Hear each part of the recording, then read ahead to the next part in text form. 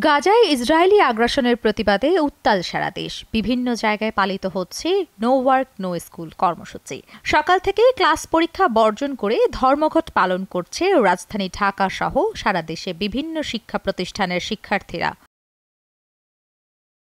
এতে সংহতি জানিয়ে কেন্দ্রীয় শহীদ মিনার, ঢাকা বিশ্ববিদ্যালয়, জাহাঙ্গীরনগর, জগন্নাথ বিশ্ববিদ্যালয় সহ রাজধানীর বিভিন্ন জায়গায় কর্মসূচি পালন করছে শিক্ষক, কর্মকর্তা, কর্মচারী সহ একাধিক রাজনৈতিক ছাত্র সংগঠন সহ সর্বস্তরের সাধারণ মানুষ।